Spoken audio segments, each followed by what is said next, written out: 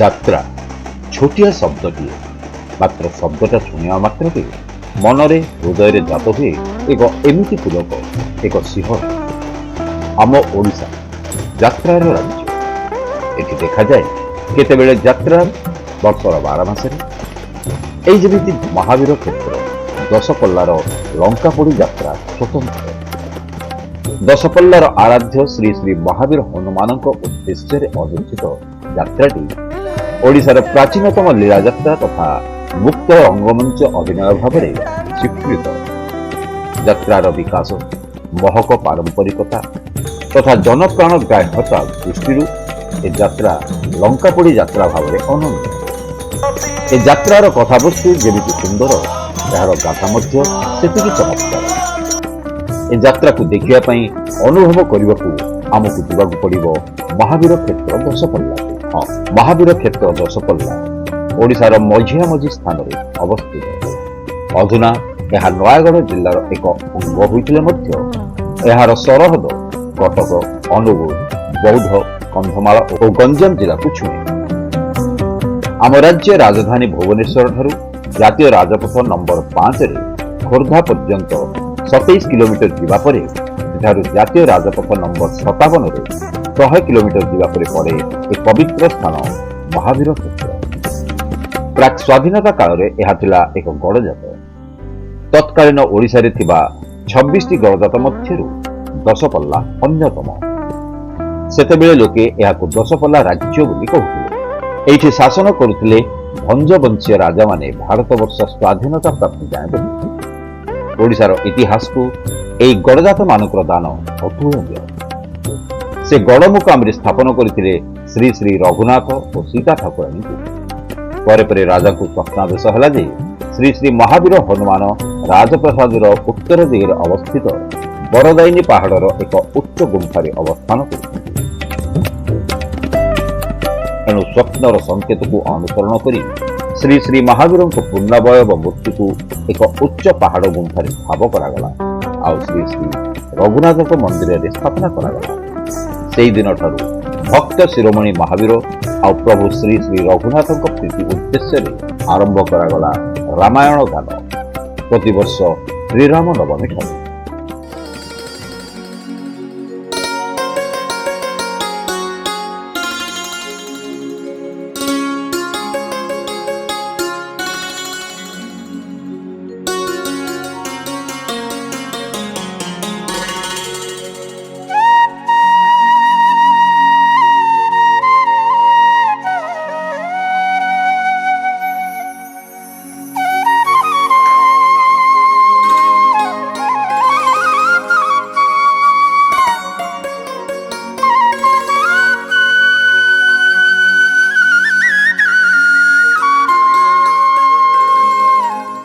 ଦଶପଲ୍ଲାରେ ଭଞ୍ଜବଂଶୀ ରାଜାମାନେ ରାଜତ୍ୱ କରୁଥିଲେ।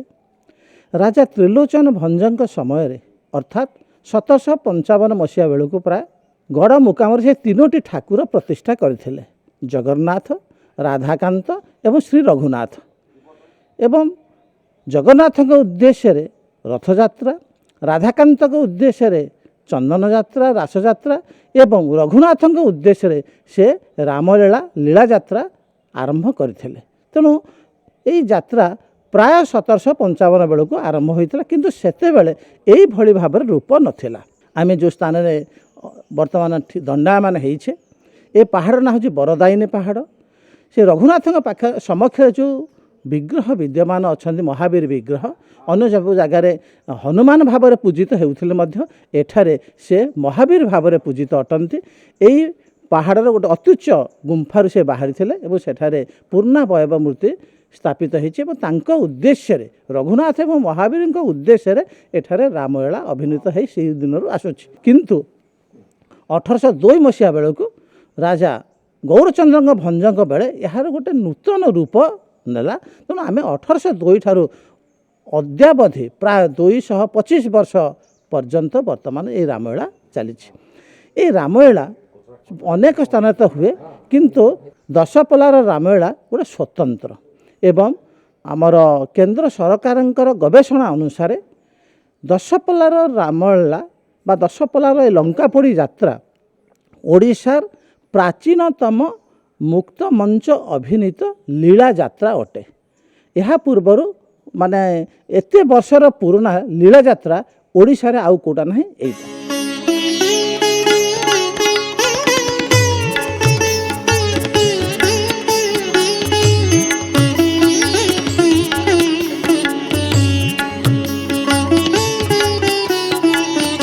श्रीराम राम रघुनंदन राम राम श्रीराम राम भरताग्रज राम राम श्रीराम राम रणकर्कश राम राम श्रीराम राम चरणं शरणं प्रपद्ये।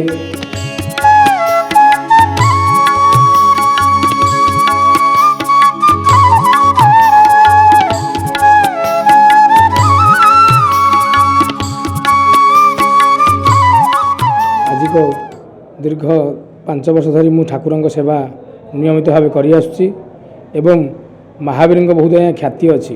आपण संसार में सबुठी देखिए कमला कलर सिंदूर, ये महावीर होती रक्तवर्ण लाल देह लाल इलसे अरुधरी लाल लंघुर वज्रदेह लाल बदलन जय जय जय कपिशुर। बहुत पुरातन काल जगन्नाथंकर 2टी रथ होता मझे पूरे गोटे नदी थिला 2टा रथरे जगन्नाथ से नदी पर्यंत आसुले पुणी आ गोटे रथरे नदी पर्यंत माने गुंडीचा राणी मंदिर को आसुले। ये जो महावीर देखुं आप 10पला बनखंड ही रथ काठ जाए प्रत्येक वर्ष जितेबाला रथ अनुकूल सरस्वती पूजा दिन हुए। यही महावीर आज्ञा बनर रक्षक पूरा जगन्नाथ रथ काठ जो जंगल व्यापी 22पल्ली अभयारण्य अच्छी से बनर रक्षक बोली आम पूर्वा काल जानी आसीचु। एवं ये जो लंकापोड़ी यात्रा होची राम जन्म ठारू राज्य अभिषेक पर्यंत किंतु मुख्य उत्सव यार होची मंगल राति बुध पाती बा लंकापोड़ी ताकू कह जाए। लंकापोड़ी एवं जो गंडाबध महावीर मंदिर ठारू त्रिनाथ बजार पर्यंत बड़ आकार पटुआर होई आमर सब रोषणी बाण जेहेतु रघुनाथंकर विवाह कार्य सरी से जंगल बुलियापाई शिकार आशारे क्षत्रिय वंश बुली जाती देखिया सहर। ये जो आज्ञा मुखा अच्छी काष्ठ मुखा ये आज्ञा आमर आंकर चलती प्रतिमा कहीं नहांती। ये जो मुखा हूँ प्रभुंर चलती प्रतिमा ये मुखा जो लंकापोड़ी यात्रा हुए 224 वर्ष धरी जहाँ चली आसूची। ये मुखा आज्ञा राम कर जब हनुमान रामकर भेट हुए आमर बही जो विक्रमानंद भणती जो पोथी अच्छी से भेट दिन ये मुखार हनुमान जी रोल करती से धरती एवं मुझे ठाकुर भूमिकार अभिनय करे। ये मुखा मु धारण करे जो मुखा धारण करे आमको नियम नीति काष्ठ रहा पड़े। घर को आम जाऊना ये रहू ये खाद्य अरुआ अन्न शुद्धपूत भाव नीति प्रज्ञ भाव ये मंदिर में रहू।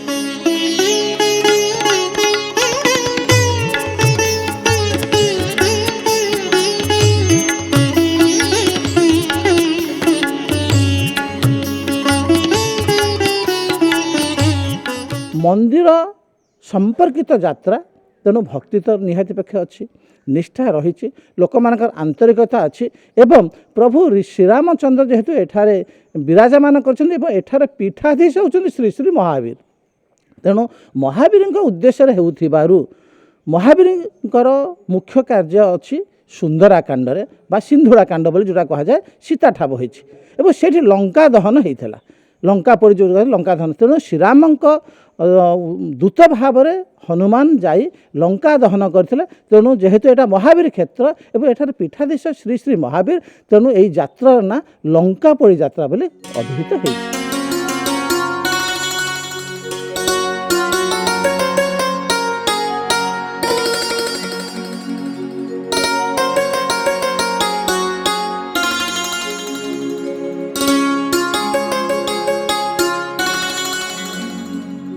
उन्नीस 95 मसीह मुझे संस्था सहित जड़ित पुरुषानुक्रमिक भाव आम शताधिक कलाकार श्रीजीवर सेवा बहु पीढ़ी पर पीढ़ी करी आसुअछु। दशहरा विजया दशमी रे यही रामलीलार अयम आरंभ होता है। पोथी पूजा श्रीक्षेत्र रे जो दुर्गा माधव पूजा रही विजया दशमी रे से दुर्गा माधवंकर पूजा सरला पर दशहरा दिन राति रे यही पोथी पूजा होता है। दीर्घ मासेरु 1.5 मास पर्यंत अभ्यास नाच जोटाको आखेड़ा बोली कहुए शताधिक कलाकार माने अभ्यास नाच करी श्रीराम नवमी ठारू लंका बुड़ी अर्थात रावण वध पर्यंत यही यात्रा को सुचारू रूपे तुले थांती। आमर शेष रावण वध मंगल राति बुध पाहांती हिसाब से होता है। ब्रह्मसर जो रघुनाथ जी संधान करती से हिसाब से केबे 20 दिन कौ वर्ष 10 दिन कौ वर्ष 15 दिन भी पड़ी था। चलित वर्ष यही नाच 13 दिन पड़ी। बहु प्रकार आपण देखिए ओडिशार लोकनृत्य रे विविध प्रकार वाद्ययंत्र व्यवहृत हेले मध्य वर्तमान पर्यंत गोटे ओडिसी खोल 2-4टी गिनी साहाय्य यही नाच परिवेषण करा जाउछि। भारतर द्वितीय पुरातन रामलीला हिसाब रे यही यात्रा विवेचित। ओडिशार प्रथम मुक्ताकाश रंगमंच भाव मध्य यह विरचित। वर्तमान श्री राम जन्म ठारू लंका बुड़ी पर्यंत समस्त कलाकार माने श्रीजीउंकर रीतिनीति की सुचारू रूपे पालन करी यही यात्रा को तुलौछन्ति।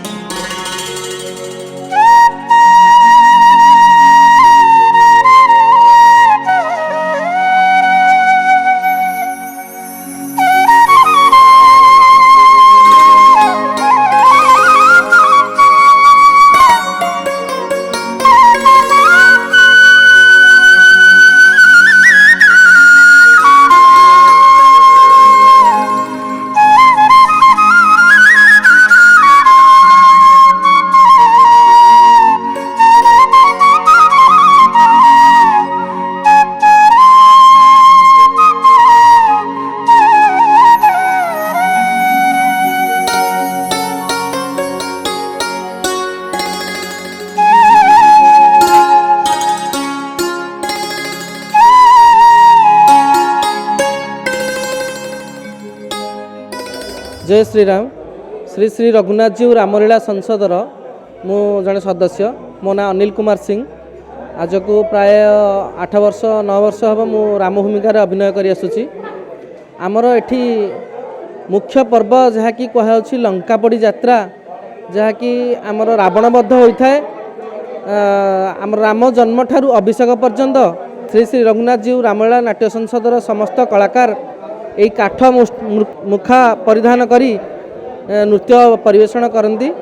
राम जन्मरू अभिषेक पर्यंत ठाकुरंग मंदिर रे प्रसाद सेवन करी ठाकुरंग व्रत धारण करी निष्ठार सहित एठी नृत्य परिवेषण करिथांती। सेवा करिथाउ एठारे ठाकुरंगर निष्ठार सहित व्रत धारण करी ठाकुरंग पाखरे रही ठाकुरंग प्रसाद सेवन करी एठारे ठाकुर मंदिर रे रही ठाकुरंगर सेवा करिथाउ। नृत्य सेवा नृत्य परिवेषण अर्थ होती सेवा।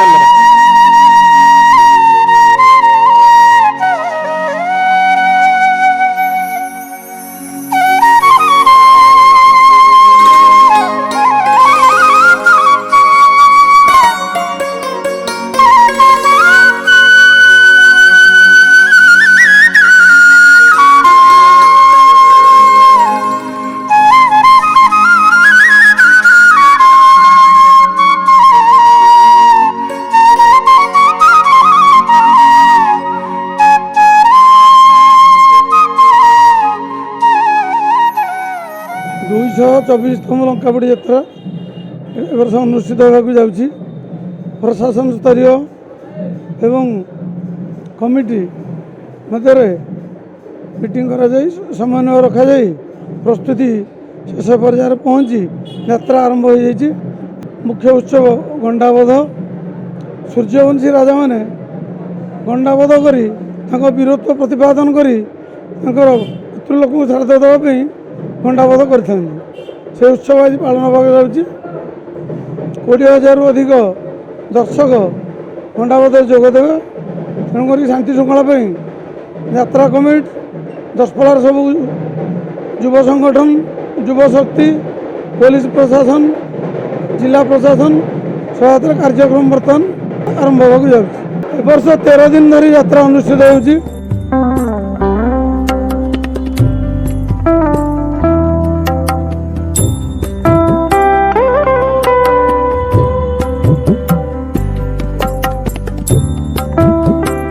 1802 मसीह राजा अमल प्रचलित ये यात्रा जहाँ लिखित आकार प्रमाण पर्यटन अच्छे कि पूर्व अनेक वर्ष पूर्व ये अनुष्ठित होती 226 वर्ष पदार्पण कला यात्रा।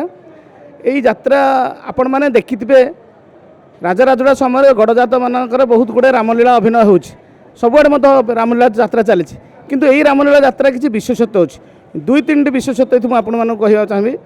ये गोटे 35 फुटर गोटे काठ रावण गोटे तैयारी होची जो रावणटा यू आरंभ हम एवं युद्ध करी सीधा से पड़िया पर्यटन जीव एवं सेटा मत पर समय तार गोटे अबिकल नकल प्रतिमा गोटे दाह करा गोटे घूर्णायमान अरटी जोटा कि पुष्प विमान भाव में ये प्रचलित से देखा पाइबे। यार विशेषत्व है यही जो रावण आउ अरटी आप अलग कौन जगह देखा पाइबे ना। युद्ध है कि यार जो यात्रा जो होची यात्रा जो मैंने अभिनय करुँच कलाकार मैंने से मैंने व्रत धारण करुँच ये मो पाखे जो अच्छा सी जड़े अभिनेता अनेक दिन है ये अभिनय करुँच से जो मैंने व्रत धारण करुँच से मैंने मानसिक करुँच व्रत धारण करुँच अरुआ भोजन करी सात्विक आहार भोजन कर रोचंत पूरापूरी 13 दिन 14 दिन जो वर्ष 2 दिन पड़ा ए वर्ष 13 दिन यात्रा पड़ी। मुख्य उत्सव जो रावण पोड़ी उत्सव आमर ये हुए आमर ये जो रावण को दाह करा जाए से रावण देह आम गोटे ब्रह्मेश्वर निक्षेप कराए। ब्रह्मेश्वर गोटे विशेषत्व अच्छी जी रामचंद्र भूमिकार अभिनय करें एवं जी सी ब्रह्मेश्वर तैयारी करथिबा बाणाकार एवं यात्रा कमिटर संपादक 3 जन जाक उपवास दिन थे जो ब्रह्मेश्वर राम तृणीर जीव और रावण को बद्ध कर सी ब्रह्मेश्वर पुणी थे राम तृणीर को फेर यहाँ गोटे विशेषत्व ये अच्छी अगर कौन जगह से प्रकार आप देखा पाइबे ना। प्रभु रामचंद्र ब्रह्मेश्वर को निक्षेप कर रावण को बद्ध करने से ब्रह्मेश्वर यू जीव रामचंद्र तृणीर जीव और रावण को बद्ध कलापर पुनर्बार पुणी रामचंद्र तृणीर को फेर ये गोटे मुख्य विशेषत्व ये अच्छी। ऐतिहासिक दशपल्ला लंकापोड़ी यात्रार तारकाबद्ध जागरक्षा सीता विवाह शिवधनु भग्न और परशुराम दत्तगंजन अध्याय पर चतुर्थ दिवस गंडाबध उत्सव अनुष्ठित हो। गंडाबध उत्सवटी लंकापोड़ी यात्रार प्रमुख भाग भाव में धूमधाम पालन कर गंडाबध नाटक मुख्य मंच ठारू 2 किलोमीटर दूर दुर्गा बजार स्थित तुंगबेरपुर बा नेताजी पड़िया अनुष्ठित होता। पौराणिक गाथा अनुसार प्रभु श्रीराम सीता को बह कर अयोध्या प्रत्यावर्तन करने पर भाई मान सहित पितृश्राद्ध उपलक्षे गंडा शिकार वनगमन करते मात्र जंगल में बाट भूली श्रीराम सैन्य मान दूरे जाते। समय बृहक शबर को भेटी मित्रता स्थापन कर प्रभु श्रीराम सैन्य सामंत सहित नगर को प्रत्यावर्तन करते। दृश्य बेस मनमुग्धकर होता।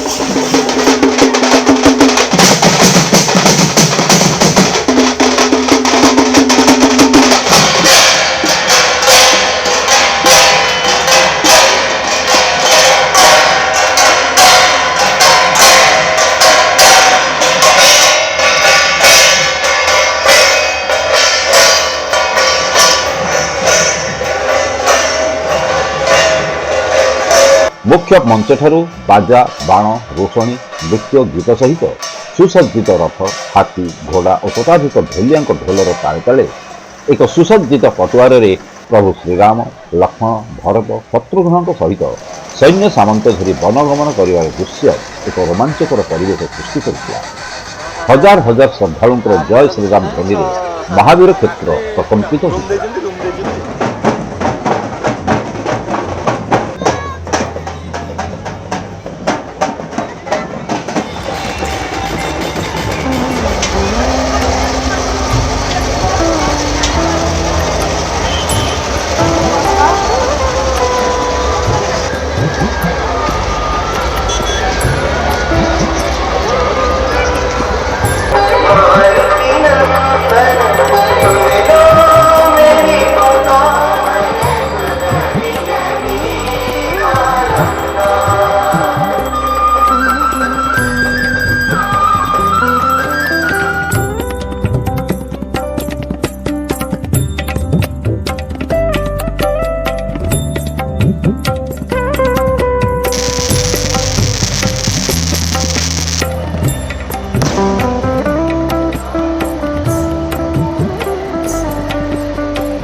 शोभायात्रा दशपल्ला विधायक रमेश चंद्र बेहेरा कंधमाल सांसद सुकांत पाणिग्राही ब्लॉक अध्यक्षा सुनंदा साहू एनएसी अध्यक्षा पूनम प्रियदर्शनी एनएसी समस्त काउंसिलर पूर्वतन ब्लॉक अध्यक्ष उपेन्द्र कुमार साहू एनएसी निर्वाही अधिकारी अविनाश महांती दशपल्ला तहसिलदार स्मृतिरंजन छत्पति बीडीओ शरद कुमार मल्लिक संयुक्ता दासगुप्ता और लंकापोड़ी यात्रा कमिटी सदस्यों समेत हजार हजार श्रद्धालु सामिल होते।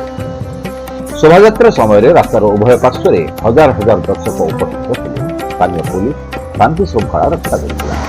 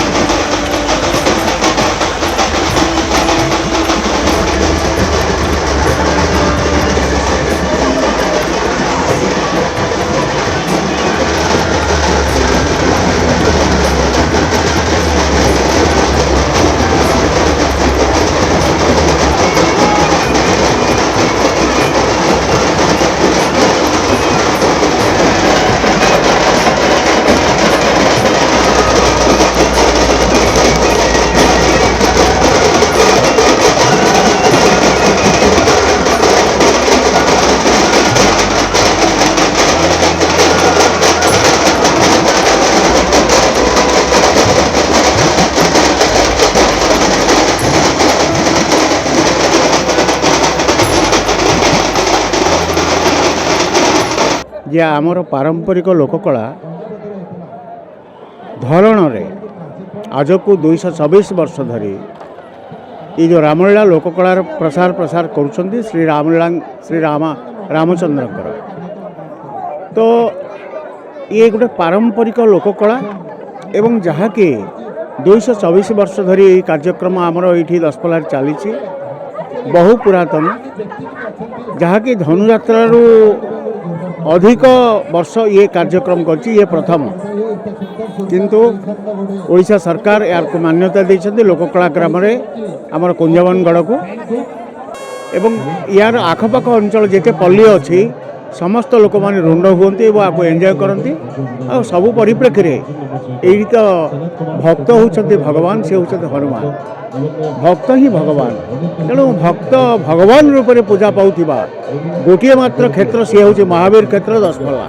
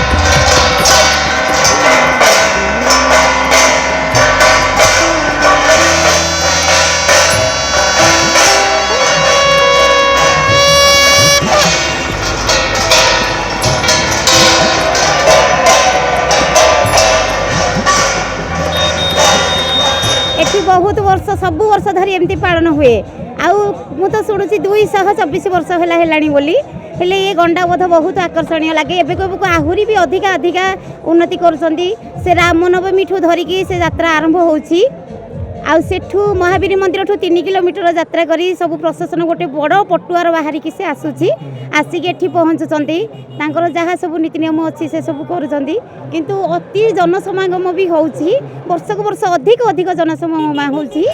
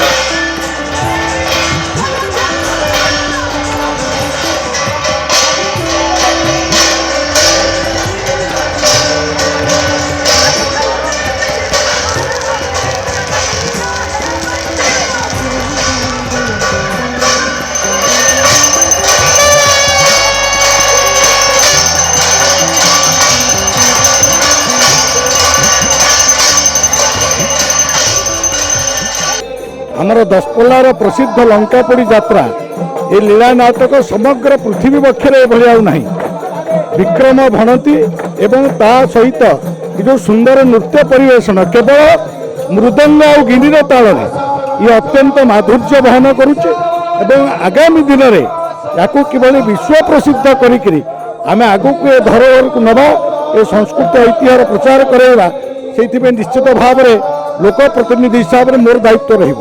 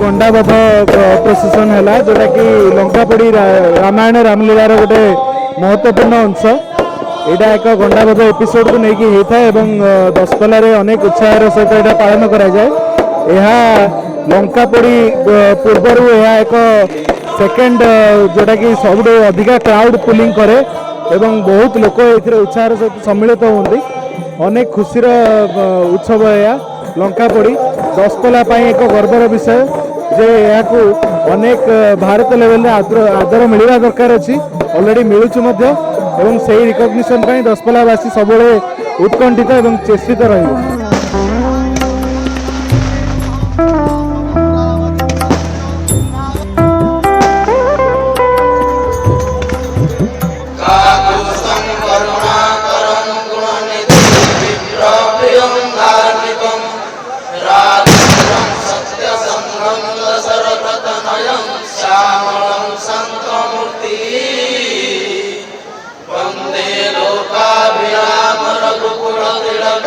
राघवं रावणारि पूर्वं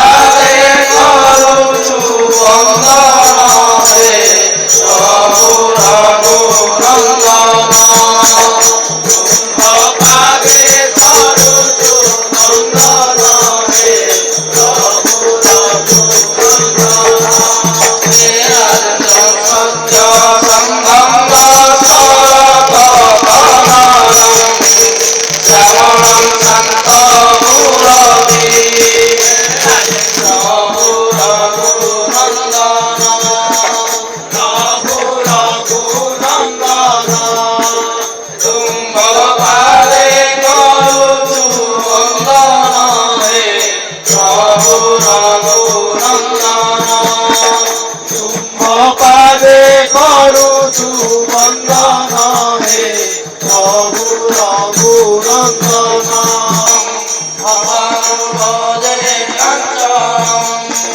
ପୂର୍ବଂ ରାମ ତପୋବନା ବିଗବନଂ